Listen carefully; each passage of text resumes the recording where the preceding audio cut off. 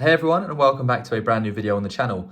Today I'm going to be showing you how you can reset your Garmin watch. This works, for example, on a Garmin Forerunner or Epix or any other additional Garmin variant. Today I'm going to be doing it on the Epix Gen 2. First things first, hold down the middle button. Bring up this section right here, watch face and clocks. Then scroll up, you'll see System, select System. Then once you're here, scroll up again. You should see About, Software Update, Reset. Select Reset. Once you're on reset, you can choose to reset default settings, delete all activities, reset totals, delete data, and reset settings. So what I'm going to do is essentially select delete data and reset settings.